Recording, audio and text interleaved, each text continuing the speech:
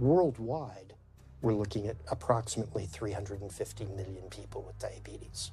There's no question that we're in the midst of a diabetes epidemic. Right now, 1 in 3 Medicare dollars is spent in the care of people with diabetes. 1 in 10 total healthcare dollars is spent on people with diabetes. There's no question that this is a major problem.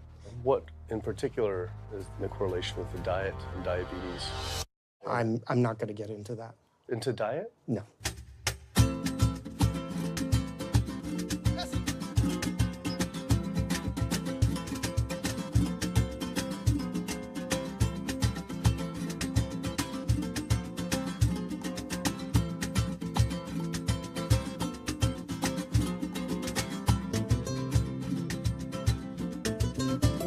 My name's Kip. I'm a filmmaker from San Francisco and I have a confession to make. I'm a recovering hypochondriac. Like so many of us, I have a family history of diabetes, heart disease, and cancer. My dad had his first heart bypass at 49, his second at age 50. My grandpa died young from diabetes complications, and both my other grandpa and grandma died of cancer. I was always paranoid that I would also get one of these diseases. Like any good hypochondriac, WebMD Symptoms Checker was essentially my browser's homepage. Even in my teens, I took Metamucil every day and a daily aspirin. I read all the latest self-diagnosis books. I ate every multivitamin I could get my hands on, and I was obsessed with bodily functions. I followed all the large health organizations' recommendations for preventing disease. I exercise regularly, don't smoke, don't drink soda, get enough sleep, reduce stress, and grew up eating what I thought was a healthy diet. Until... World Health Organization this morning has classified processed meat such as bacon and sausage as carcinogenic, directly involved in causing cancer in humans. Processed meat is clearly linked to an increase in cancer. Hot dogs or bacon could be just as dangerous as smoking cigarettes. The World Health Organization had looked at over 800 studies from 10 different countries, finding a direct link to consuming processed meat and cancer. Just one serving of deli meats daily increases your risks of colorectal cancer by 18%. I had no idea that what we ate affected cancer rates, but I never felt like I had eaten a lot of processed meats until I realized that processed meat includes hot dogs, bacon, sausage, salami, ham, pepperoni, cold cuts, and deli slices, basically everything I grew up eating. The World Health Organization classifies processed meat as a Group 1 carcinogen, the same group as cigarettes, asbestos, and plutonium, and classifies red meat as a Group 2 carcinogen. Was this like I had essentially been smoking my entire childhood? If processed meats are labeled the same as cigarettes, how is it even legal for kids to be eating this way? I thought this was new information, but many of these studies have been around for 50 years. I couldn't believe I'd been eating processed meats virtually my entire life and was just now finding out how dangerous they are. Why hadn't I been hearing about it from the American Cancer Society, the largest cancer group in the nation? When I went on their website, I was shocked to see that none of this information was featured on their homepage. But even more shocking, on their Eat Healthy page, they actually encouraged eating Group 1 carcinogenic foods like processed turkey and canned meats. This is after the World Health Organization reviewed over 800 studies definitively linking processed meat to cancer. Thank you for calling your American Cancer Society. My name is Sam. I'm a cancer information specialist. How may I help you today? Hi, I was calling because I was wondering why you all recommend people to eat processed meat on your website, which the World Health Organization has classified as a Group 1 carcinogen, which is in the same class as tobacco smoking, asbestos, and plutonium. This would be like a lung association having a how to roll your own cigarette section on their website. It's kind of the same thing. But let me just place you on a brief hold because He wasn't able to answer my questions and said someone would get back with me. I had always been concerned about cancer because both my grandma and grandpa died of cancer. I wondered if things would have been different had they known the link between diet and this terrible disease. In the US, 1 out of every 4 deaths is from cancer. Oh, sweet. American Cancer Society rep confirmed an interview this week. So we just went in for the interview with the American Cancer Society rep, and the security guard said there's no interview scheduled. So I went into my phone, and it turns out last night, after I told her that the interview is going to be about the correlation between diet and cancer, she said she could no longer do the interview. After repeated emails asking why she was declining my interview to simply talk about diet and cancer, she stopped responding altogether. Why would an American Cancer Society rep not want to talk about this? I was, however, able to connect with a growing movement of doctors who are willing to talk about the link between the standard American diet and disease. And it goes beyond just cancer. I took my old trusty van, Super Blue, once again out on the road. 2/3 of adults are now overweight or obese, and we have an epidemic cascade of debilitating disease that's overcoming the country. There's no way we can sustain the current style of care with the epidemic that we're creating with our diet and lifestyle choices. The diabetes, the arthritis, the heart disease, the dementia, the obesity, the cancers are affecting about 70% of deaths. All the data is that those 70% of deaths and morbidity are largely lifestyle related and preventable. Most kids by age 10 in the U.S. already have fatty streaks in their arteries, the first stage of atherosclerosis leading to heart attacks, strokes. Here in American medicine, we operate from the disease model. We are in the business of treating sick people. We are not in the business of trying to prevent people from becoming sick. When you look at chronic disease risk, all the things that we walk around worrying about, actually dietary choices trump smoking when it comes to those risks. If I could deliver one message to the researchers who are looking for the cause of diabetes and the cause of clogged arteries and the cause of high blood pressure and the cause of obesity, I would tell them the answer's in 3 words. It's the food. It's what Americans are eating. Today, with 2/3 of Americans being overweight, clearly there's a food issue. In the next 25 years, 1 out of every 3 Americans will have diabetes. My name's Michael Abdallah. I'm from Atlanta, Georgia, and unfortunately I was diagnosed about 10 years ago with diabetes, and 8 years ago I had 2 stents put in. I don't know where to go, I don't know what to do. You're just like out of options, and you don't know what to do. You're taking medicine, you listen to this doctor, and the cardiologist says take this, and the endocrinologist says take that, then your general practitioner doctor says you don't know what's going on here. And it's a real challenging thing, and it's something that you don't want to get it. You just don't want to get it. Government and media almost exclusively blame lack of exercise and sugary foods as a cause of diabetes. But I wanted to talk with an actual expert on the role of diet and diabetes. I went to speak with premier physician, diabetes expert, and researcher, Dr. Neil Barnard. What role does sugar play in causing diabetes? It drives me crazy.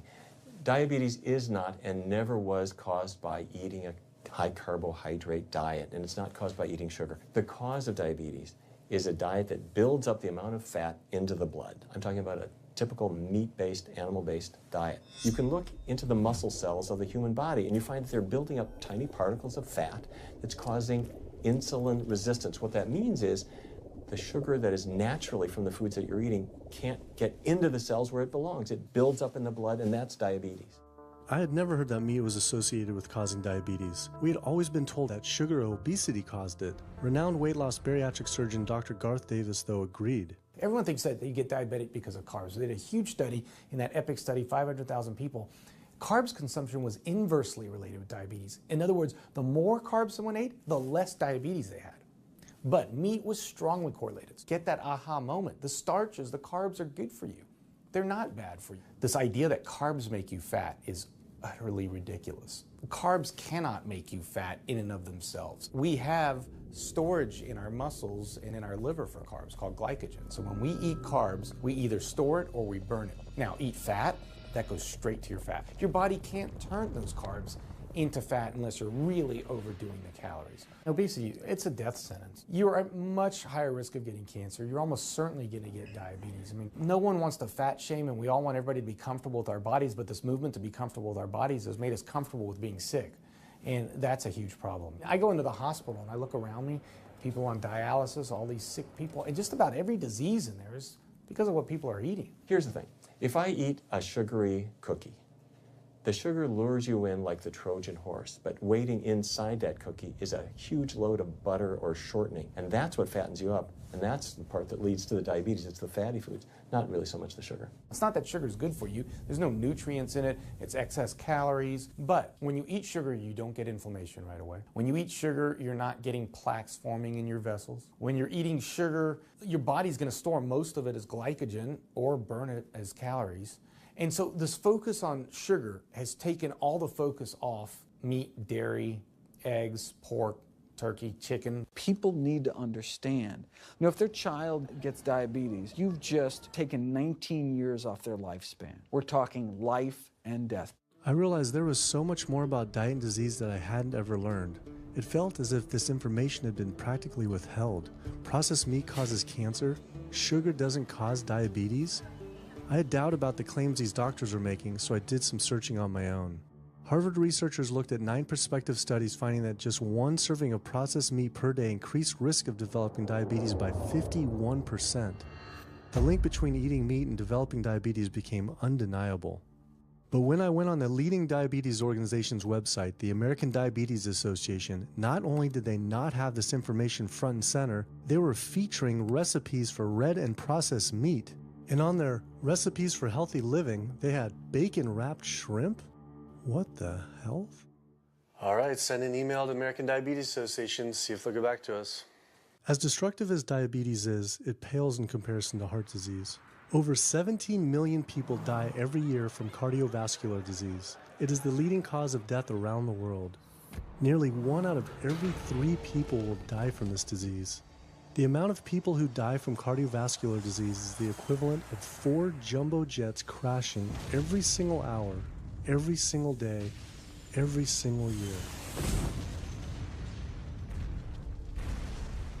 My name is Amy Resnick, and I'm from Swampscott, Massachusetts, a little bit north of Boston.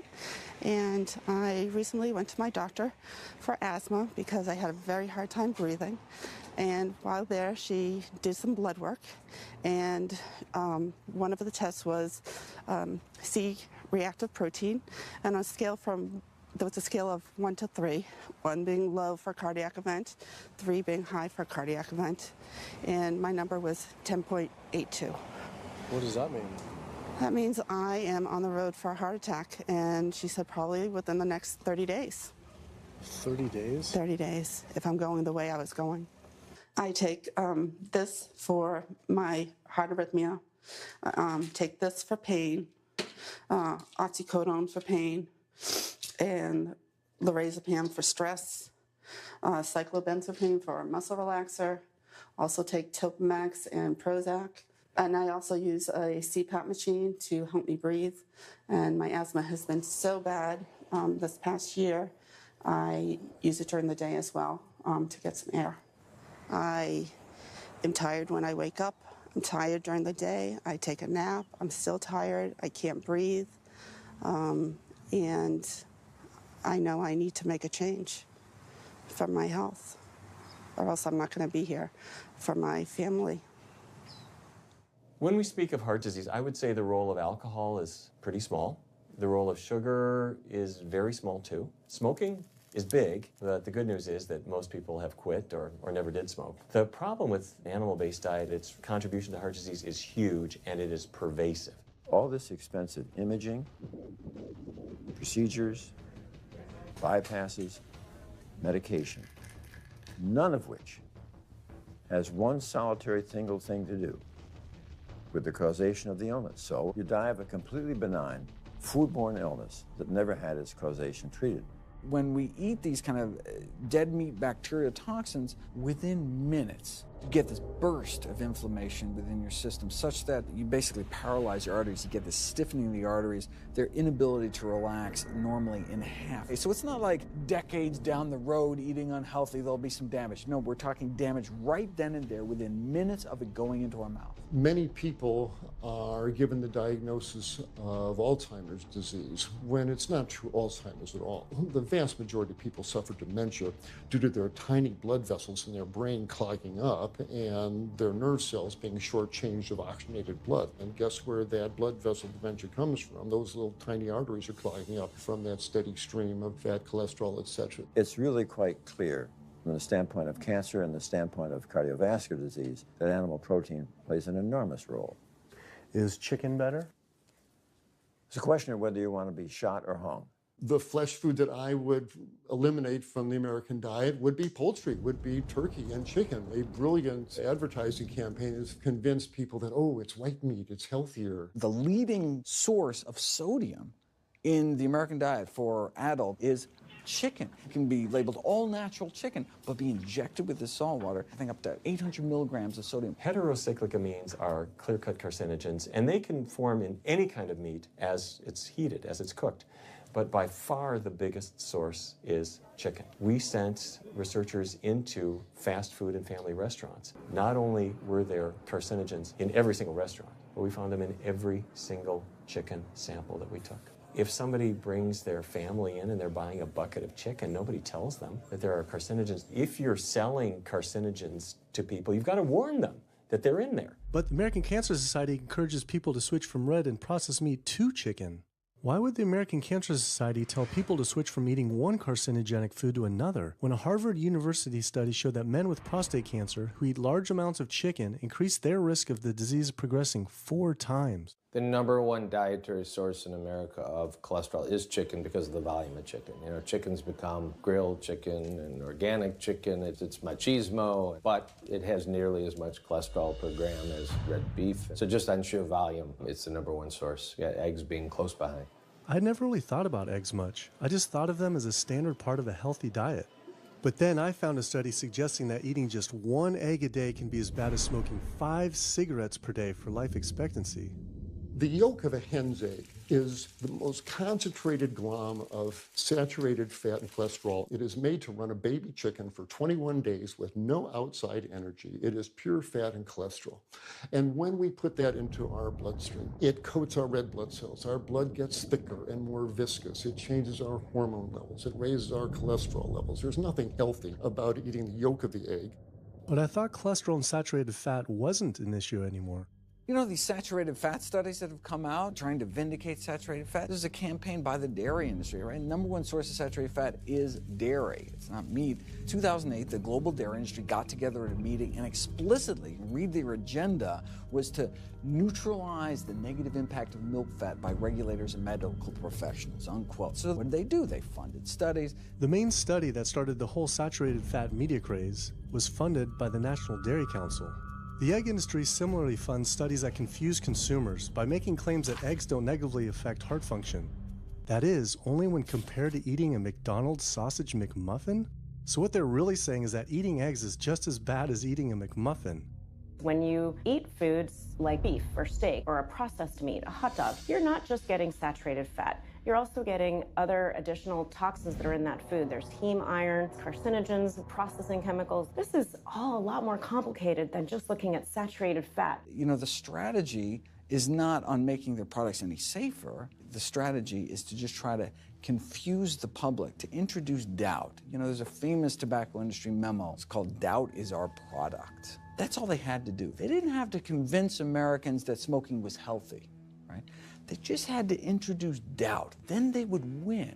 If there's just enough controversy, people kind of throw up their hands, I don't know what to eat. Confusion is their game. I really don't think people thought what they ate led to heart disease. They think, oh, it's genetic, my parents had it. And I don't think people really think that what they ate led to diabetes. I think, oh, my parents had it, I was gonna get it. And certainly cancer, they don't think that way. People have bad lifestyles that they've inherited environmentally. They've been exposed to a certain way of eating and living that they've carried on into their adulthood, passed on to their children. That is why they go on to develop the same diseases that their parents and grandparents may have had before them. But it is not inevitable. Even if you have a genetic predisposition, doesn't mean it's going to necessarily manifest. And what determines whether it manifests or not may be those epigenetic variables, the things that you can control, the environmental factors, the dietary factors, the lifestyle factors. So we can actually change the expression of genes, tumor-suppressing genes, tumor-activating genes, by what we eat, what we put into our body. So, you know, even if you've been dealt a bad genetic deck, you can still reshuffle it with diet. I had always thought that I would develop heart disease at a young age because both my dad and grandpa had heart attacks. I was taught that they were genetic, but their heart attacks probably had less to do with genes and more to do with their diets high in meat. That's why when I went on the American Heart Association's Heart Healthy Recipes page, I could not believe they had an entire section on beef recipes. This was just like the American Cancer Society encouraging eating Group 1 carcinogens on their site. Meatloaf, pork loin, steak on your recipe list? Are you kidding me? It's like this menu is trying to give people heart attacks. Your website, we noticed Heart Healthy Recipes, and we were kind of bewildered by why there's a bunch of recipes on, a whole section on beef recipes, and there's also a section on egg recipes when there's such a strong link between beef, red meat, and heart disease. I honestly don't know because I don't do that, I guess. That's not what I do. Another organization rep that wasn't able to answer my questions, but he said that he'd have someone get in touch shortly. I was, however, able to talk to the president of the American College of Cardiology, Dr. Kim Williams. So the American College of Cardiology is a 47,000 member and growing organization with a dedicated mission to reduce heart disease and to improve patients' lives. And if you look at the incidence of hypertension and diabetes and mortality in men, they actually get reduced as you go higher and higher in terms of how much you restrict animal products. What about fish? So fish is a little different. You've got the 4 worries, which is PCBs, mercury, saturated fat, and cholesterol. And the cholesterol is all over the place. You can hit tuna in water, that'll be almost less than a glass of milk, to salmon or tilapia, which is higher than a pork chop. If you look objectively at fish, what you find is they've become essentially mercury sponges. And that's why in many parts of the country they warn you, don't have more than so many of these fish a week because it's getting too much mercury can kill you. Fish are eaten by bigger fish who are eaten by bigger fish, and these pesticides and herbicides bioaccumulate in the fish flesh. And these big fish, including the salmon, which people think is the healthiest fish, truth is the amount of pesticides and herbicides in the flesh of these fish are shocking, and they have estrogenic and cancer-promoting properties in them. They'll say, well, but don't sardines have less concentration of toxic waste product than other ones? Something being less toxic doesn't make it healthy. It just makes it less toxic. Farmed fish is by no means healthier. All the antibiotics that these animals have to be fed, similar to chickens and turkeys kept in confinement. These fish get infections. They get fungal infections. They get bacterial infections. You've got to feed them antifungals, antibiotics, and these substances accumulate in the fish flesh as well. I always knew that pollution was bad for our health, but I had never thought about the environmental pollutants affecting food. Dioxins, being the most toxic man-made chemicals known to science, cause all sorts of things. They cause endometriosis, they cause cancers, they cause endocrine disruption problems. Most of your exposure, 93% of it, comes from eating meat and dairy products because it climbs up in the food chain so effectively. So you can get exposed to living near these incinerators and breathing it, but it'll take you 14 years to breathe in as much dioxin as a cow will ingest by eating the grass in one day. And that dioxin will accumulate in its fat, which includes the milk and the meat, and anyone eating meat or dairy products is going to get that dose of dioxin, so it climbs up the food chain every step. Men have no way in their bodies to get rid of dioxins, but women have 2 ways. They're both involving having a baby. One is that dioxin crosses the placenta into the growing infant, and the other is that it comes out from the breast milk. So if you have a meat and dairy consuming mother breastfeeding that infant, then the highest impacts of toxic exposure like mercury and dioxins will go to that infant. Pregnant women are told, oh, certain types of fish should be avoided. But what about all these other animal products which are introducing, imagine as the fetus is developing, introducing these very harmful toxins which create reproductive abnormalities, developmental problems, and hormonal issues right as the child is developing, the most critical stage of development. It does make you worry when people say, don't you want to have a little bit of milk because you're pregnant? Don't you want to have some fish because you're pregnant? Who do you think is going to get the chemicals that are in that? All these environmental toxins and toxins from the feed that they're being fed accumulate in their tissues and are released into the mother and unfortunately to the child when you eat these products when you're pregnant. So this includes antibiotics, hormones, steroids in animal feed. Commercial animals are largely fed GMO corn and soy, which are very laden in pesticides. PCBs have been banned since the 70s, but they persist in the environment. Dioxins, all of these compounds can create hormonal, reproductive, developmental damage as well.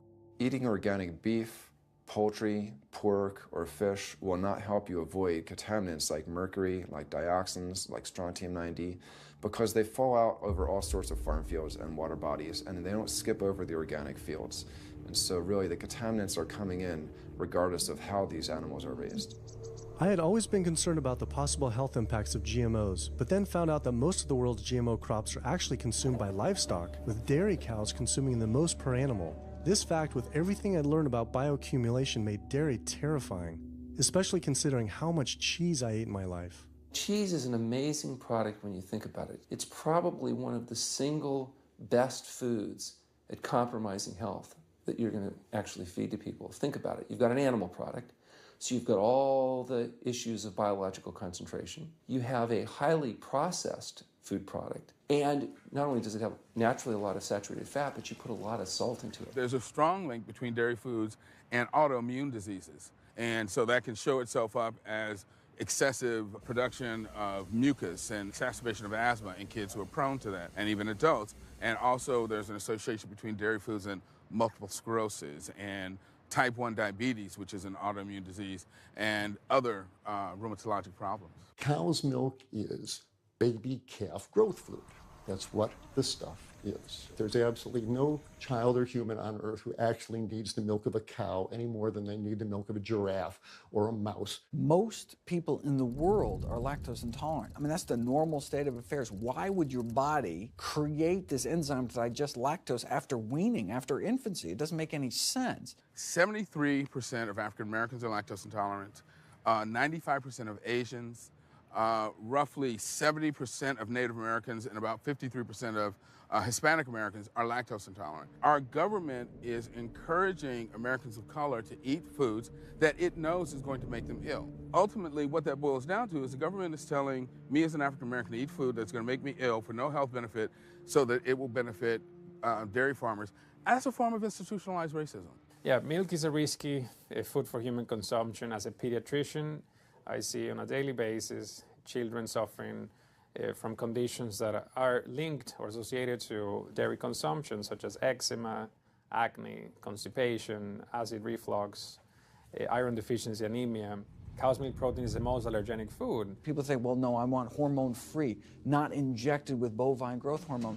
But milk is this hormonal fluid, so it's just packed with sex hormones and natural sex steroid hormones like estrogen, progesterone. In fact, doesn't matter if it's conventional milk, doesn't matter if it's organic milk. Milk without hormones, that's an oxymoron. Organic dairy has just as much saturated fat and cholesterol and galactose and all the things that you don't want as conventional dairy. Dairy products in general have a lot of other products associated with it, not the least of which is pus. I mean, they actually have laws limiting how much pus you can actually have in a milk and still sell it. I believe it's like 750,000 pus cells per cc. Because, I mean, you wouldn't want too much pus and it'd be like pure pus. People might object. In fact, you could think of cheese as kind of coagulated cow pus, if you would. But I was always told that we need milk for strong bones. I'm Jane Chapman, and not too long ago, finally got some x-rays of the hips and back. Severe bilateral osteoarthritis of the hips. And actually, I'm scheduled for 2 hip replacements. That's bone on bone. It's the grinding of the joints. My stability is scary. I hold on to the walls if I'm at home. I've been told to use a walker. I'm only 61. This is not how you're supposed to live when you're this old. I have a really hard time believing that that's all that's left. Researchers have studied bone development in kids and whether they get stress fractures and that kind of thing. And the kids who drink the most milk have zero protection. Milk does not build strong bones. Harvard researchers have looked at a large group of older women. Over an 18-year period, the milk drinkers had zero protection from fractures. So this old notion that somehow milk is going to build strong bones or protect your bones later in life, it's a myth. People that drink milk have higher rates of hip fractures, have more cancer, and live shorter lives. It turns out that countries with the highest dairy consumption also have the highest rates of osteoporosis, so clearly drinking more milk doesn't protect your bones. Doing more research, I found that dairy was linked to many different types of cancer as well. Just like many of us, I thought that the majority of cancer was due to genes, but only 5 to 10% of cancer is actually genetic. Any cancer is caused by a DNA mutation, but that's not enough. So that can cause that first cancer cell, but one cancer cell never killed anyone. 2 cancer cells never killed anyone. But 1 billion cancer cells, now we're running into problems. So we need to reduce the growth factors in our body, like IGF-1. Insulin-like growth factor 1 is this cancer-promoting growth hormone involved in every stage of cancer cell growth and spread and metastases. Any animal protein boosts the level of IGF-1. Dairy products increases your risk for various forms of cancer, especially those related to your hormones. So breast cancer, prostate cancer, ovarian cancer. So this is not a product, even in its most pure state, you want to be consuming because it does come with risk. I found out that dairy can increase a man's chance of getting prostate cancer by 34%. And for women who've had breast cancer, just 1 serving of whole dairy a day can increase their chance of dying from the disease 49%, and dying from anything 64%. Why weren't breast cancer sites like Susan G. Komen warning everyone about this?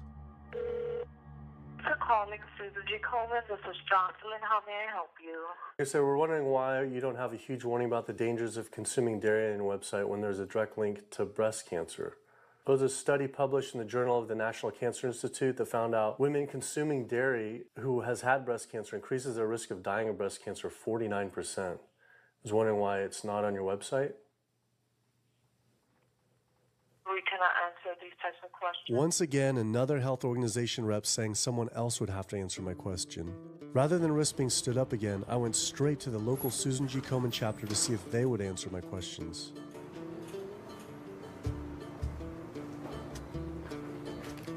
They didn't want to answer my questions in person either, and told us to stop filming, but promised they would connect me to the national office directly. Susan G. Komen's Pink Ribbon campaign had done a lot to raise awareness for breast cancer, although it was confusing to see pink ribbons on dairy yogurt containers.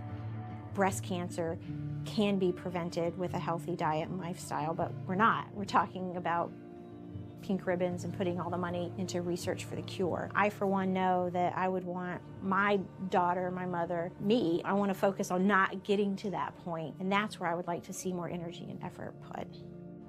I had been a hardcore cheeseaholic virtually my entire life, despite the risks, but like so many others, I seem to have been addicted to it. It turns out that the casein protein, that's the main protein in dairy products, and particularly in cheese, it breaks apart in the human digestion to create what are called casomorphins, casein-derived, morphine-like compounds that go to the brain, and they attach to the very same receptor that heroin attaches to.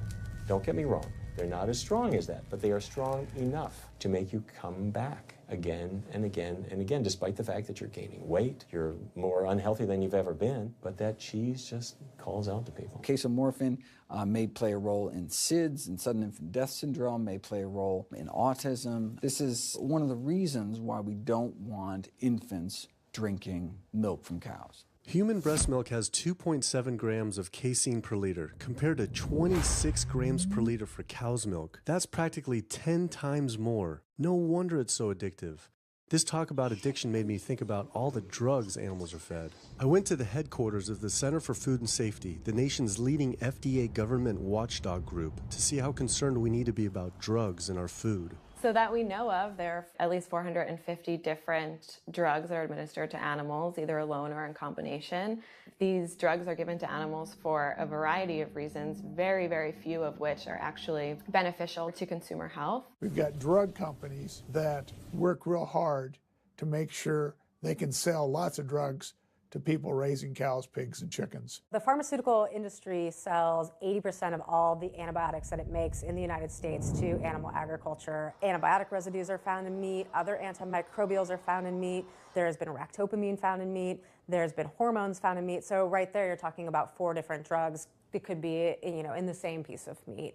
The pharmaceutical company is supposed to show the safety of animal drugs. They're not really testing to see what the impacts of these drugs are on humans. They're really looking to see what the impacts of these drugs are on animals. When we try to get information on some of the health studies and the environmental studies, from federal agencies, we get back page after page of blacked out information because the company claimed confidential business information. Consumers have no idea what is in the products that they consume. So how sick something makes me and how bad it pollutes the environment is a secret for a company.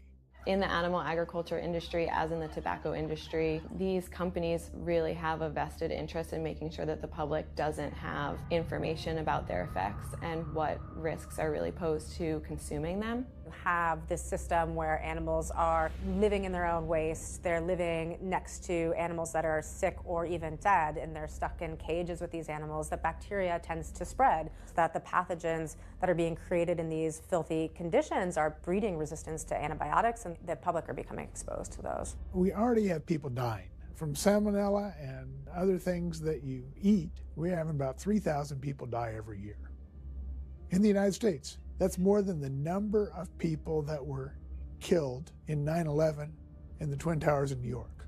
If we had some terrorist organization killing 3,000 people a year, we would be all over it. The antibiotic-resistant bacteria deaths that we have, on top of that, you get 20,000 people dying a year. That's 7 9/11s every year. Can you imagine if that many people were being killed by some terrorist group in the United States every year? We would find them. You know, the World Health Organization has said we're nearing a post-antibiotic era in medicine. You'll be at risk in minor surgeries to have a fatal infection. You'll be at risk going to the dentist if you have a tooth extracted. Or it'll be like Civil War medicine. You get an infection in your leg and you cut your leg off. So you have this very dangerous situation. By crowding these animals in, they become a perfect engine for generating a new flu virus that can come out into the community. If you lived near a swine spray field, not even the CAFO, but the waste disposal field, you were 3 times more likely to have a MRSA infection. You can't see how it impacts the average person's life in Duplin County, North Carolina, and not be a little upset about it. From an environmental standpoint, from a community standpoint, from all other aspects, North Carolina, we're in a state of emergency. We've already had bouts of swine flu, or H1N1 as they prefer to refer to it. That particular swine flu incident was originated on a farm here in North Carolina. There's approximately the same number of hogs in North Carolina as there are people. Between 8 to 10 times the amount of feces is produced by a hog, an adult hog, as compared to an adult human. 10 million pigs in North Carolina produce the waste equal to 100 million humans. This is the equivalent of the entire U.S. Eastern Seaboard flushing their toilets into North Carolina, but there is no waste treatment. The pigs' waste falls through slats in the floors of the sheds they are forced to live in. It is then pumped into giant waste pits, which leach into rivers and streams, and is pumped out unfiltered onto fields, further polluting the environment and neighboring health. When you go back and you look at where these hog facilities are located, there's a disproportionate number of them that are located near communities of color, low-income communities. It is definitely a human rights issue. My sister, she have asthma, and you know, her brother, he have asthma. He's 3, and we don't know what she might have. I have asthma, I have sinus, I have sarcoidosis, that's the bacteria, and I have a pacemaker, which is 6 sinus syndrome. But you know, mostly everybody in this neighborhood got asthma or either cancer. My neighbor there died from cancer probably just last year. My nephew down the street, he's got cancer. He's in terminal cancer, stage 4. He's not a smoker, not a drinker. And it's not in his lungs. It's in his lymph nodes. But see, if you live here and saw the way they do, you wouldn't eat no pork. Well, I don't eat bacon because I know where it comes from. When they die, they go into a box and they decompose because they swell from especially from heat. A truck come and pick them up, take them to the processing plant in Rose Hill, ground them up into feed, and feed it back to the hogs. If I come out this door, if he's spraying there, it's gonna come in my face. It hit you right in the face. It smells like something that you have never smelled before. It smells worse than a dead body. It's the family graveyard. I have my grandmother out there, my sisters, my brothers. When we go to the funeral, he used to spray. During the funeral? During the funeral, yes.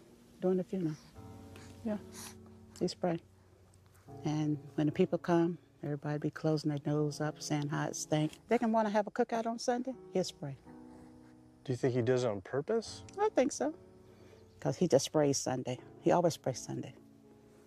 And in most of these area, hog houses and turkey house is in the black area or the Hispanic area. It's either or. Do you think it's also a civil rights issue? Yes. Yes, I do. Yes, I do.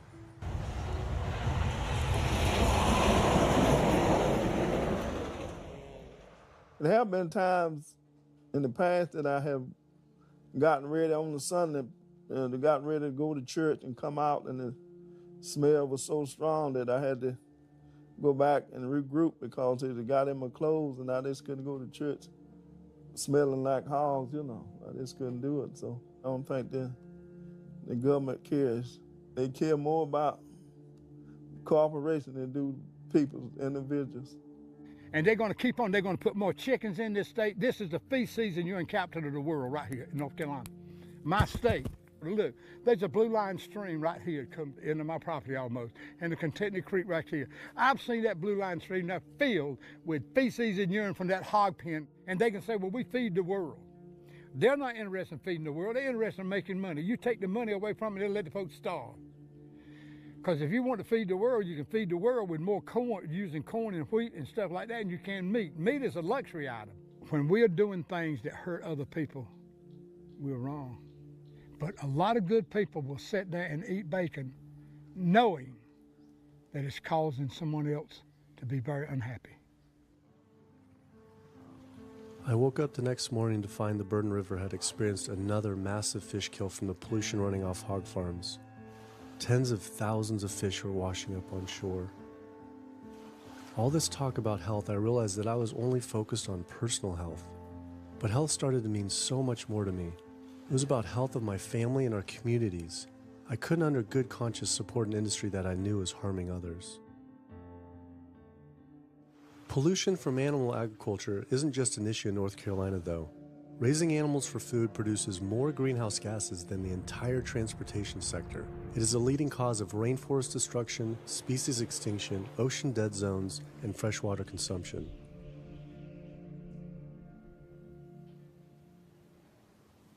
American Diabetes Association actually finally got back, and they agreed to an interview. Preparing for their American Diabetes Association interview, I took a look at their diabetes diet and meal plan recommendations, and they were loaded with foods associated with causing diabetes. How could they expect people not to get diabetes if this was the food they were recommending?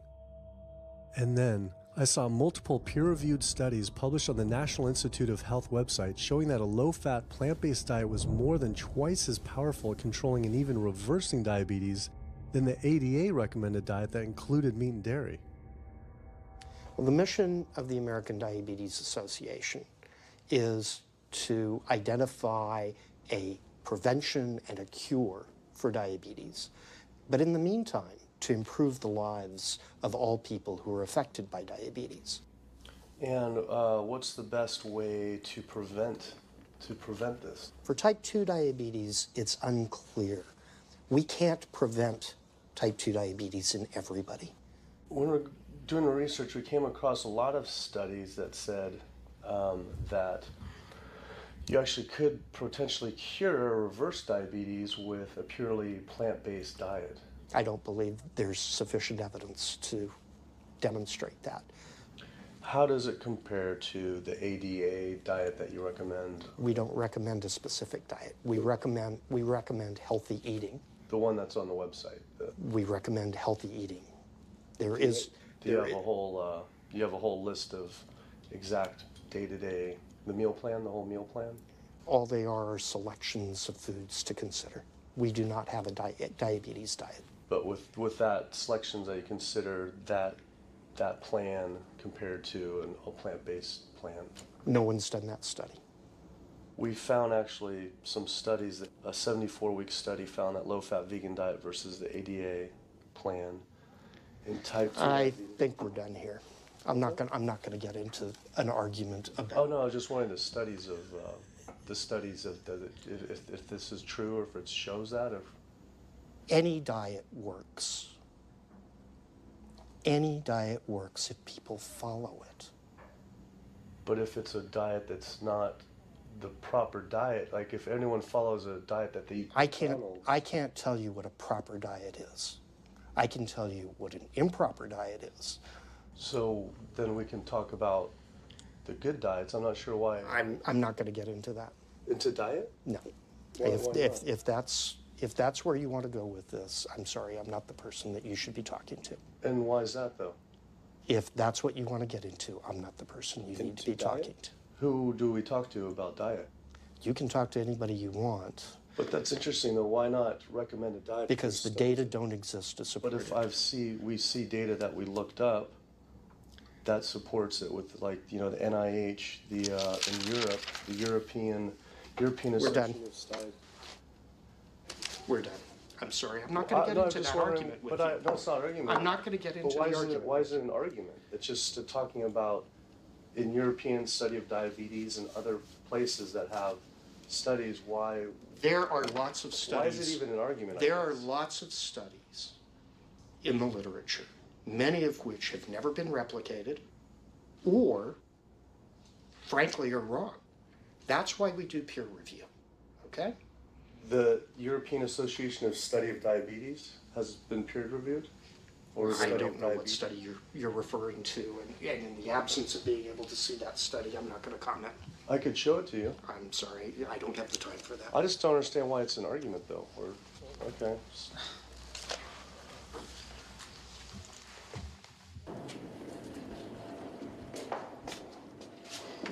That was interesting. What he wanted to talk about was people living longer with diabetes. But once you mention eliminating diabetes or prevention, oh, whoa, now you cross the line. Prevention and cure, whoa, let's not go there. Not only did Dr. Ratner, the chief medical officer of the American Diabetes Association, not want to talk about diet, but the fact that he had such an emotional reaction to my question made it feel I was digging into something that he didn't want uncovered. I had always thought there was no prevention for type 1 diabetes, but then I did research and came across countless studies referencing the link between exposure to dairy at a young age and type 1 diabetes.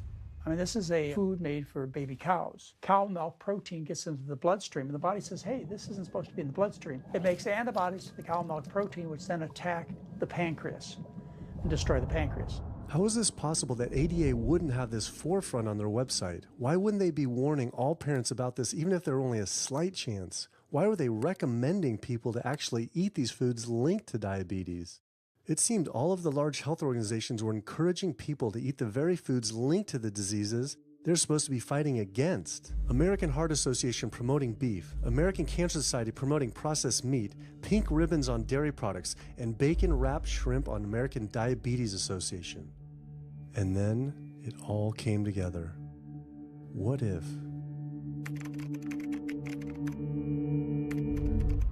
And there it was. The American Diabetes Association was taking money from Dannon, one of the world's largest dairy yogurt producers, Kraft Foods, makers of Velveeta processed cheese, Oscar Mayer processed meats, Lunchables processed kids meals, and Bumblebee Foods, makers of processed canned meats.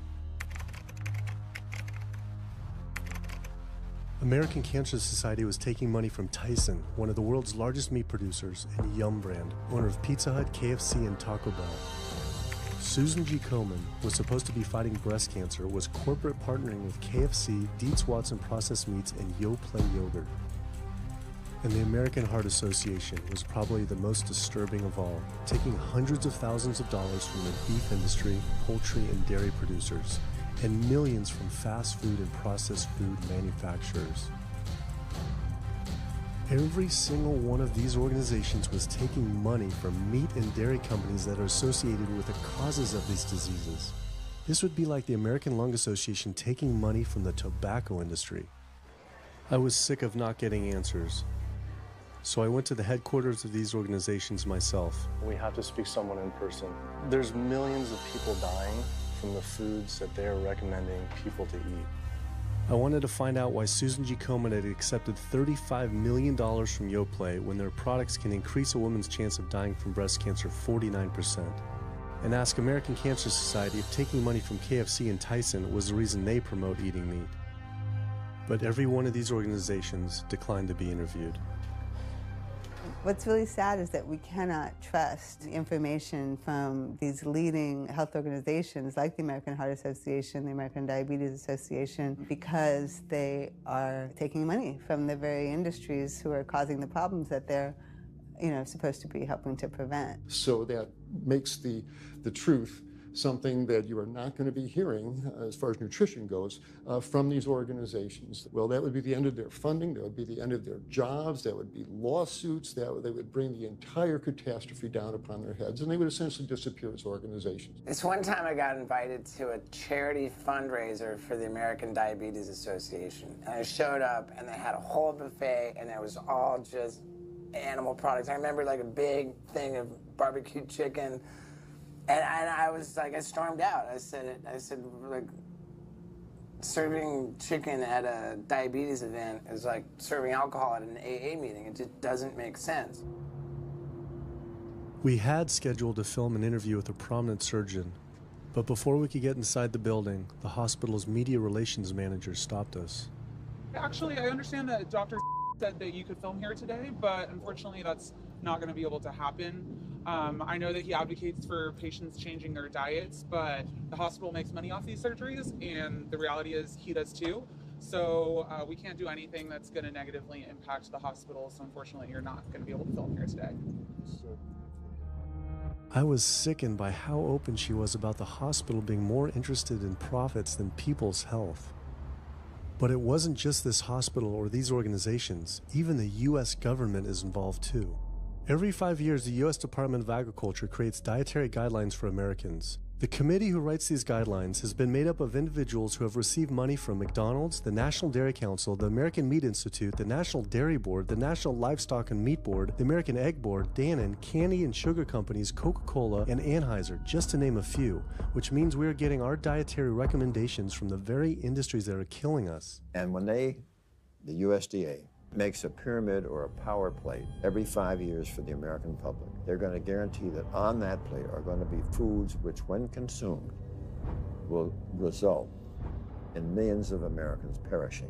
The USDA, which is supposed to be protecting us, has two missions. It's supposed to protect us, and it's supposed to protect the producer. And guess what? When those two come head to head, they usually choose the producer. In internal documents uncovered by Dr. Greger, the USDA admitted that eggs cannot legally be called nutritious, low-fat, part of a balanced diet, low-calorie, healthful, healthy, can't say it's good for you, or even safe. Yet they still promote these products to the American people through federal checkoff programs.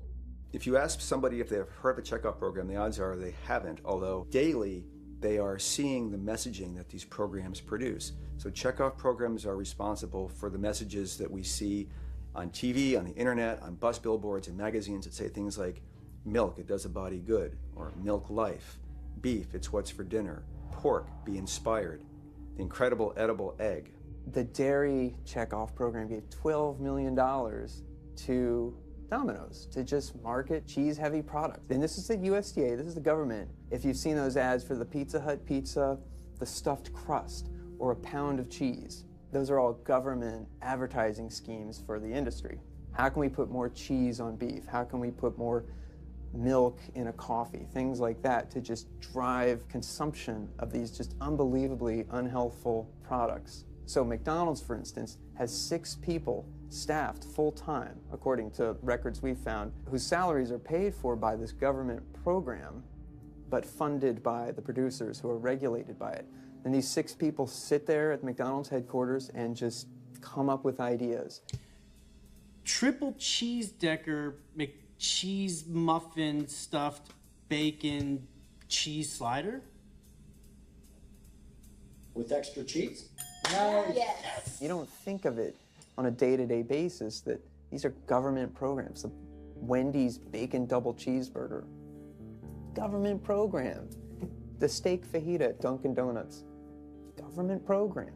You would just never think that this just pure garbage from a food standpoint is coming from a federally funded program. That's one of the things that makes checkoffs so incredibly creepy, is that it is our government telling us, eat more beef, drink more milk, eat more cheese, eat more pork.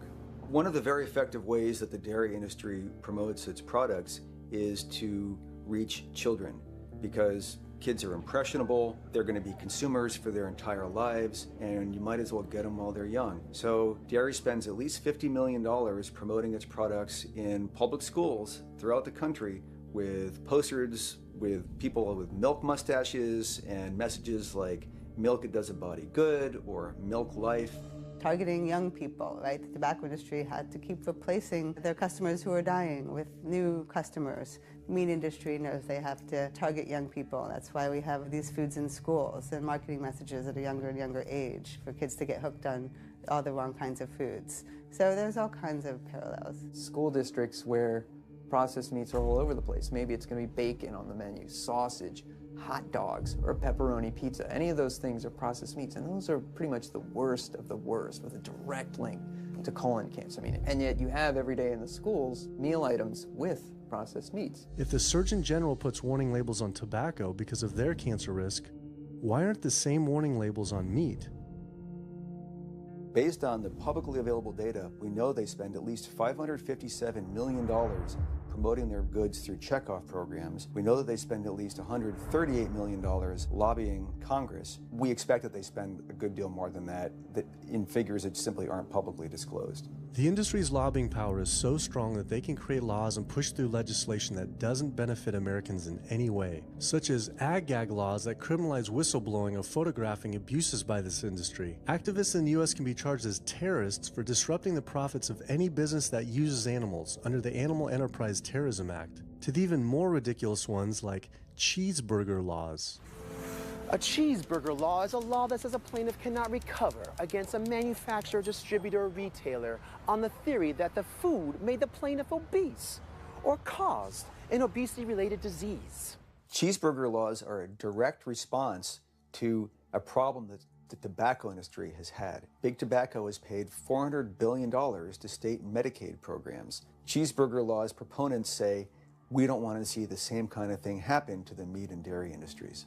The fact that these laws are based on a model template called the Common Sense Consumption Act is actually ironic, because what they're saying is you, the consumer, should have the common sense to know that our food is bad for you. I've often typified the meat industry to people who maybe don't understand its power and reach, as it's got all the money of big tobacco and big pharma, and it has the personality of the National Rifle Association. So any little thing that comes up, man, they beat it to death. Robert Martin wasn't exaggerating. When the profits of the egg industry were threatened by egg alternative company Hampton Creek Foods, extremely disturbing emails were uncovered by Ryan Shapiro and Jeffrey Light. We uncovered documents demonstrating the American Egg Board considers Hampton Creek, quote, a crisis and major threat to the future of the American egg industry. The American Egg Board considers a successful egg replacer company to be such a threat that they joke on their government email addresses about murdering the CEO. In internal government emails with the heads of the egg industry, they suggest having the CEO of Hampton Creek, Josh Tetrick, murdered, including a menacing email from the executive director of the American Egg Board.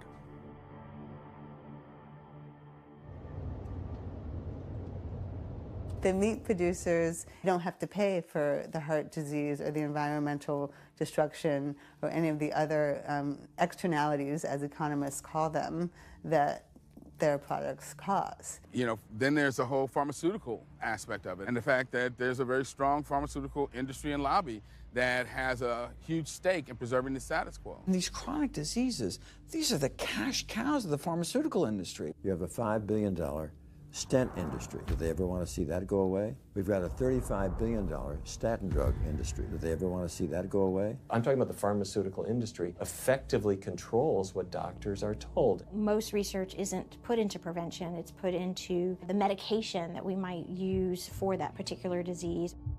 I'm on 2 different high blood pressure medicines, 6 asthma type medicines, even after 4 years of shots. And then another medicine to help take care of side effects from some of those medicines. I'm on high-level antidepressants, a couple of different pain meds for my back and hips. I'm taking about 16 drugs, not counting the insulin in the morning. I take insulin in the morning, insulin at night, 32 to 34 units of insulin. Lantus to be exact. Some of these meds are for diabetes. This is for peeing. I have to use this for my prostate, and then I have to use this for the heart, and I have to use this for blood pressure. And it's just on and on and on and on. The doctors are telling me this is what I've got to do for my whole life, and it's frustrating, and it's very stressful, and I don't know how long my liver's going to last taking all this stuff. Under conventional medical treatment, whether it be for autoimmune disease or even conditions like high blood pressure or diabetes, you're told that you have to take drugs, and not just for a week or a month or a year. You're told you have to take drugs forever. You're guaranteed that if you follow your doctor's advice, you'll be sick forever. You'll never get well. That's the guarantee. Because the strategies are all about manipulating the symptoms, not dealing with the underlying cause. You come in with that diagnosis, you get a bunch of pills that have nothing to do with the disease causation, or you get these procedures that have nothing to do with disease causation. It's a deception to say this pill will help you unclog your arteries, this one will save you from a stroke. No, it doesn't. The people who take the statins, etc., they still get their heart attacks, they still get their strokes. This does not reverse disease. This does not make plaques smaller. This is a fraud of massive proportion. In the U.S., treating chronic disease such as heart disease, cancer, and diabetes is a $1.5 trillion industry. That's the GDP equivalent of the 10th richest country in the world. I went back and dug deeper into the health organization's funding, and there it was again. These organizations were accepting millions of dollars from pharmaceutical companies that are making billions of dollars from the very same diseases these health groups are supposedly trying to end. It seemed like a major conflict of interest, unless ending these diseases isn't really the goal. The pharmaceutical industry spends more money on lobbying than any other single industry. Just like animal agriculture, they are so powerful they write their own laws that have had activists imprisoned to silence them. Government's in bed with anyone that gives them the most money, which is the pharmaceutical industry, which is the animal ag industries. Like, they are pumping the government full of money and resources, and in return the government's giving them what they want: subsidies, imprisoning activists that go against them. And I think it's quite telling that these industries are working so hard and spending so much money to criminalize people for simply taking a picture, for simply recording what's going on inside of these facilities and making it known to the public. They're behind walls. They're underground. They're in these secret facilities that no one knows about. But if they did, they would be shocked and outraged. And I think people would not want to think that their pharmaceuticals, that their food are coming from these places. And that's why I think the ag laws are what they are, is because they are trying to silence people into not speaking out and not showing the truth. I finally realized how deep the collusion truly is between government and these industries, and how dangerous it could be to expose them. These concerns intensified after meeting the USDA whistleblower who revealed mad cow disease in the U.S. meat supply. USDA operates like the military. So when I got on TV and that, right away USDA sent out memos to all the veterinarians and food inspectors. If anybody from the media ever contacts you, do not talk to them. Refer them to Washington, D.C., and we will talk to them. So right away, shut up everybody. American public should be very concerned about this, what's going on with USDA. Here in the United States, we have at least 4 cases of mad cow disease, but I'm almost positive there's more cases than that, but the government isn't looking for it. So what you're saying is that there could be already mad cow disease in humans. Right, and I think a lot of it was misdiagnosed. With the Alzheimer's or dementia, it takes several years, you see the progression, but to make it easier, these doctors just sign off on it as dementia or Alzheimer's without actually taking a biopsy of the brain to see if it's that, or is it actually a prion disease like Creutzfeldt-Jakob disease or mad cow disease. Do you think it's safe to eat meat? I personally don't think it's safe to eat it because of the fact how the line speeds are increasing, and also our inspectors are not well trained enough. At the present time, the line speed now is going about 220 cows an hour. That gives you about somewhere around 4 cows per minute, so that's 15 seconds per cow. These dangerous slaughter speeds means that animal waste ends up everywhere. Testing shows 88% of pork chops are contaminated with fecal bacteria, 90% of ground beef, and 95% of chicken breast sample contain animal waste bacteria. There is nothing clean about eating this way. But it just isn't waste, it's also pus-filled infections. You can see there's a bump or some kind of abscess underneath the hide. Most of the time when the hide's pulled off, Either that will open up the abscess and the pus will come out, or if it's deep-seated, when the inspectors are doing their work or the company employees, they might stick their knife into an abscess and it explodes all over the place. I had heard enough. I was utterly disgusted by the corruption, the greed, the disease, and the abuse I was learning about. The very animals we were killing us and the planet. But so many people eat meat and dairy every day of their lives, and we are so concerned about getting enough protein. Do we have to eat meat to get complete protein? Oh my God. Oh my God. You want me to jump off this building, don't you? Well, first of all protein is made by plants. I'll state that again for the record. All protein is initially made by plants, all of it. And it is not necessary to eat animal tissue in order to get protein. Only plants have the ability to actually take nitrogen from the air, break those molecules apart, and incorporate that nitrogen into amino acids and then make protein. Any protein you get from an animal is simply recycled plant protein. If you ate a diet that was calorically adequate, and even things like brown rice and broccoli, and you got enough of it, you'd get enough both quantity and quality of protein. 2,000 calories of brown rice and broccoli is going to be about 80 grams of protein a day, including the essential amino acids that you need in order to maintain optimum health. I mean, grains are loaded with protein. Beans are loaded with protein. Vegetables are loaded with protein. You really want to get your protein from plants because plant proteins have a much more beneficial effect on our physiology. The funny thing about protein is most Americans get about twice the amount they need. Most Americans get less than half the amount of fiber they need. But the conversation tends to always be about protein. So in my mind, it's just this magical marketing campaign that protein has taken on over the decades. The question is not where do you get your protein, it's where do you get your fiber? I have never in my professional career seen a protein deficiency. I've never seen someone come in eating normal amounts of calories and they're protein deficient. You just don't see that. So human milk has the lowest protein content ever in any species ever tested. I mean, that's the fluid that's been designed by evolution over millions of years. And that's just like the perfect food for human babies, right? Perfect food, lowest protein content any other mammal. And so it gives a sense of kind of the protein requirements for anything. So look, then rat milk, ape milk, donkey milk, any milk has ever been tested. And you hear this a lot in bodybuilders. They're like, well, I need, chicken, or I need fish to be, to be strong, to build muscle tissue. That is utter nonsense. The largest, strongest terrestrial animals on the planet are all herbivores. The biggest, strongest animals are all herbivores. When we bring in people and they're on meaty diets and we transition them to a plant-based diet, we always track what they're eating. Their vitamin intake goes up. Their nutrition overall goes up, dramatically better. And these same people might worry in advance, will I get the nutrition that I need on a plant-based diet? The fact is, you're not getting the nutrition you need on a meat-based diet, and you're going to get dramatically better nutrition on a plant-based diet. For an average-sized guy like myself, I need about 56 grams of protein a day.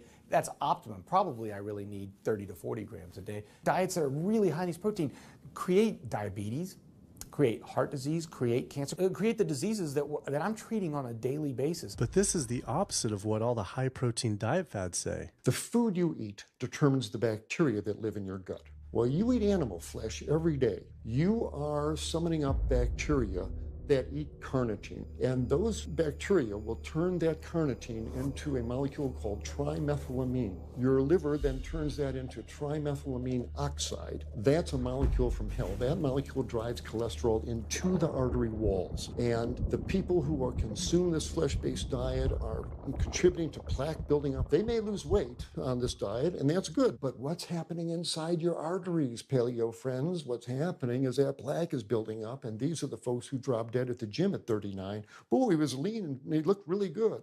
But where is that cholesterol going? It's going into your artery walls. So I believe these paleo folks are setting themselves up for an epidemic of clogged arteries, colon cancers, autoimmune diseases. This is not a healthy diet. We are not carnivorous apes. Humans' closest living relatives are chimps, who get 97% of their calories from plants and the remaining 3% mostly from insects. Comparing the anatomy of true omnivores like bears, who eat both meat and plants, to frugivores like primates, who eat almost exclusively plants, the differences are pretty clear. Frugivore teeth have flat molars for chewing plants, where omnivore teeth are serrated for stabbing and tearing flesh. Frugivore jaws can move forward and back and side to side. Omnivore jaws cannot. Omnivores have much stronger stomach acid for digesting meat compared to less acidic stomach acid of frugivores. The intestines of frugivores is 9 times their body length compared to 3 times for omnivores. This is because meat will putrefy in the gut unless it is moved through quickly. If humans were indeed true omnivores, we would need to change our physiology and appearance quite a lot. But we fit every requirement of a frugivore. We may behave like omnivores, but anatomically, we're frugivores. Human beings, unlike bears and raccoons, and to some extent dogs, don't have that mixed anatomy and physiology that you see in the true omnivores, and thus we are not true omnivores. In humans, the canines have become really small and rounded and actually function like accessory incisors. They're utterly useless for ripping and tearing anything other than an envelope. So the idea that the mere presence of the canine somehow means that we're supposed to eat meat is silly. He was right. I always thought my canines were for meat, but what kind of animal could I actually kill and eat raw with these tiny teeth? The thought alone was disgusting. I mean, everybody loves a smoothie made with fruit and even some vegetables, but if you think about putting a fish or a piece of beef in a blender and grinding it up, the thought is absolutely repulsive. All these diseases I had learned about were from eating a diet our body wasn't designed for.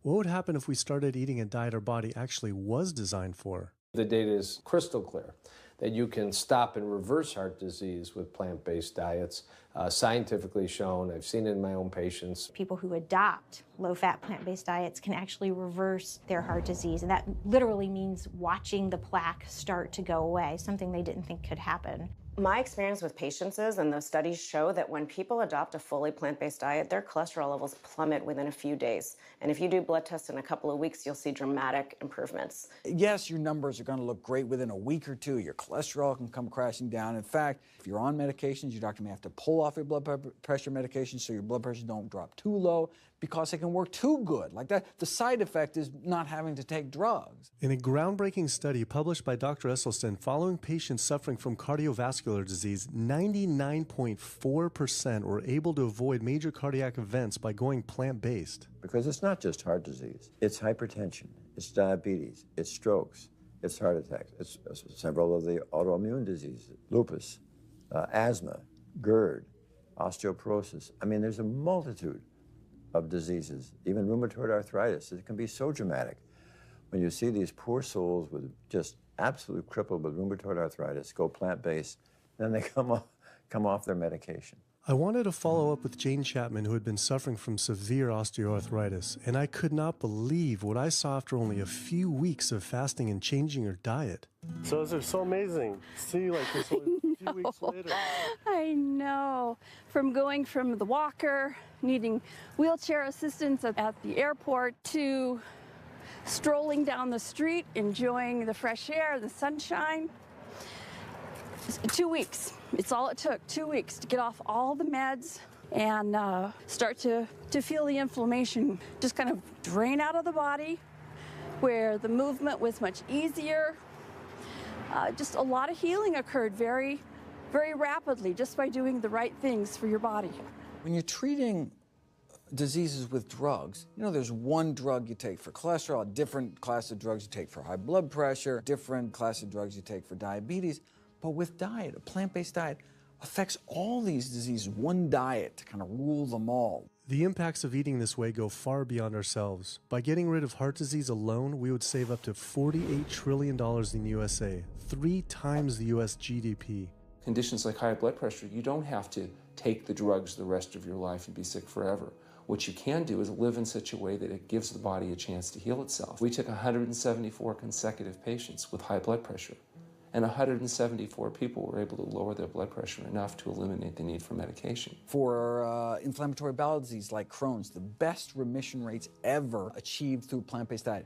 MS, multiple sclerosis, the best results ever achieved compared to any medical, surgical, any kind of intervention was a plant-based diet. You can see that with every sequential reduction in animal products, people live longer, they have less heart disease, they have less cancer, they have less diabetes. You can actually take human cancer cells, put them in a petri dish, and you can drip the blood of those eating vegan, get about 72% suppression in human prostate cancer cell growth in vitro. They wanted to try this again with women and breast cancer. So they said, let's see what a plant-based diet can do after just 2 weeks. Their bodies cleaned up. You drop their blood on the same carpet of cancer cells. You can clear off the whole plate. This is after just 2 weeks eating healthy, which raises the question, what kind of blood do we want in our bodies? My background is in industrial and systems engineering, and that was my career path for a long time until I got thyroid cancer, and everything changed from there. I decided that I wanted to try alternative methods and treatments rather than have surgery and have my thyroid removed, which meant I'd be on medication forever, and I didn't want that. I just started reading how a plant-based diet can heal the body, and it has worked for so many people. So I immediately just switched to a completely whole food plant-based diet. After a year, the cancer was completely gone, and my thyroid had shrunk to normal size, and I was completely free of that. This was tough to believe. Couldn't this all just be from eating healthier though, like no sugar? Turns out Dr. Walter Kempner from Duke University back in the 1940s was reversing some of our worst killer diseases with diet alone. And the diet he was using was not only strictly plant-based, but it was made up of white rice, fruit, and table sugar. And he was reversing diabetes, he was reversing malignant hypertension, reversing heart disease, the diabetic complications, reversing diabetic blindness. So these people basically had death sentences, went to him, and were given basically sugar, this horrible diet, but it was strictly plant-based. If this information had been around since the 1940s, why don't all doctors know this? We're not taught about the power of food in medical school. No one is taught that the changes that we make with our diet are probably the single most powerful thing we can do to determine our destiny. It trumps our genetics. Why isn't your doctor telling this? Odds are your doctor never learned any of this. In fact, there's even a bill introduced just mandating physicians get 7 hours nutrition training every couple years, just to kind of stay on top of it. And who came out against that? The California Medical Association. Even the family physicians, the surgeons, all the mainstream medical groups came out opposed. It's 7 hours. That's a lot, even if it's over 1 4-year period. So they're not just kind of neutral, but they're actually actively opposing nutrition education. Ironically, when patients come to doctors with questions, they assume that the doctor knows something about nutrition, and so it's kind of a double whammy that doctors haven't been taught much about nutrition. Why don't we hear about this from dietitians when nutrition is their entire specialty? Turns out the American Nutrition and Dietetics Association puts out nutrition fact sheets written by the industries themselves.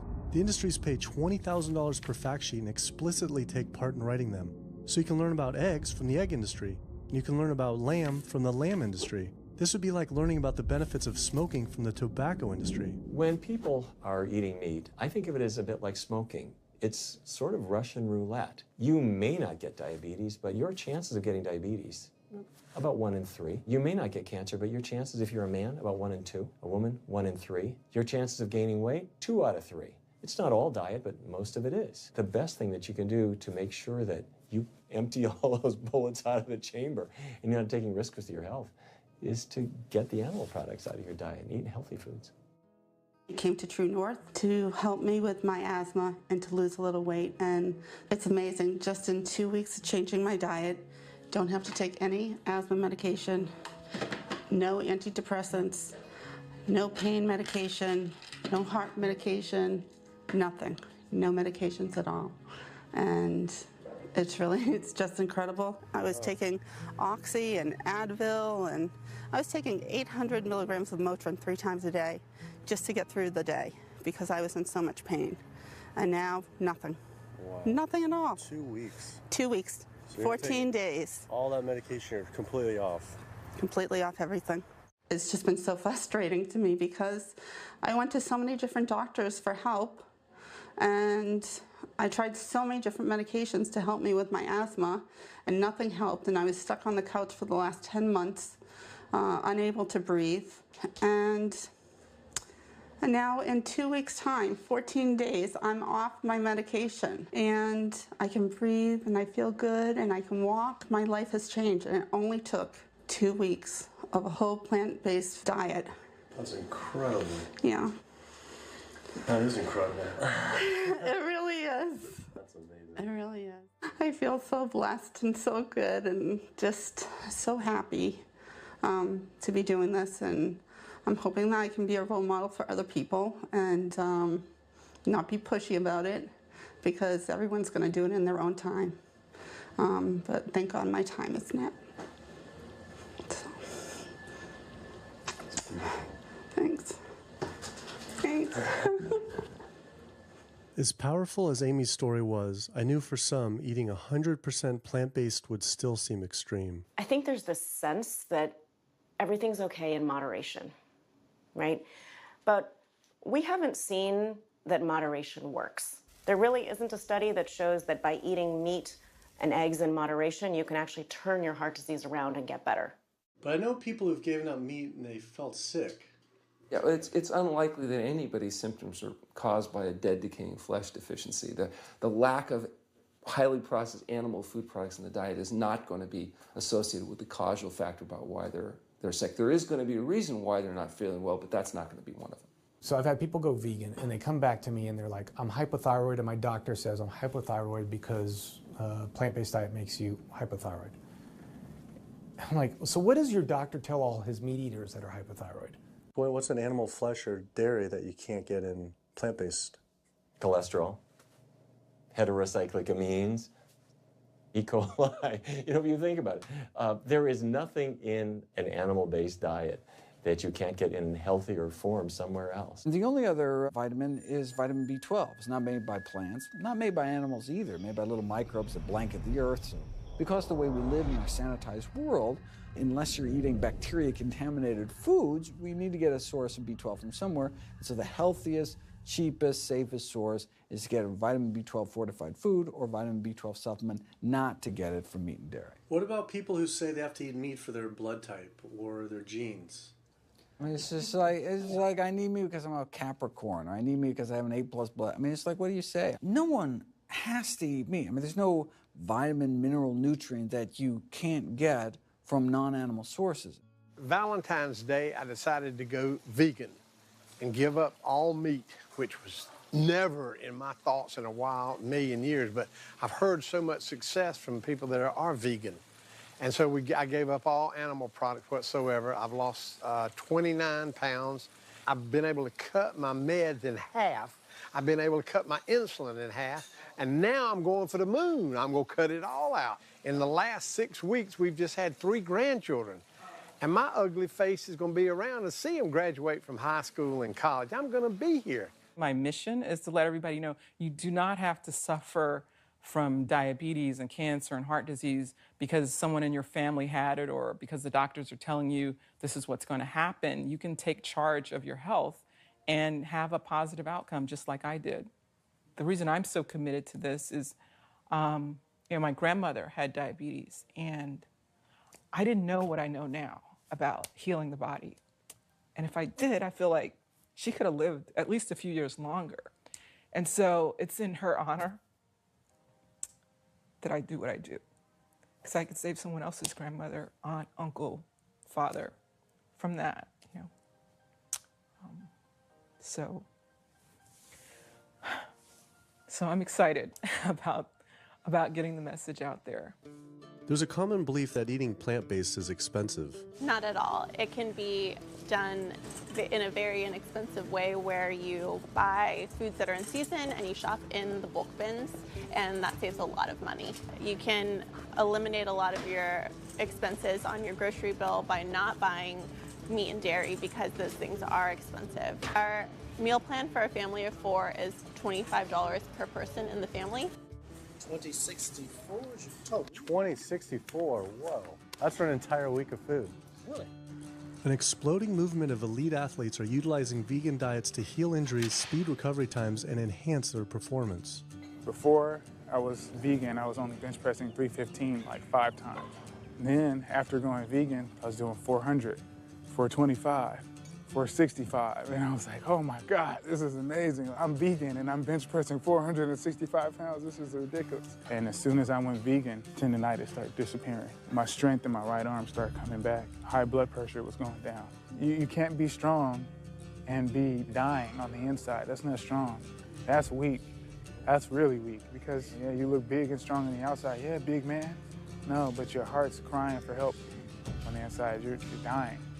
I'm a professional parkour athlete, a two-time world freerunning champion, and more recently I got into Ninja Warrior, where I'm captain of Team Europe as we won USA versus the world.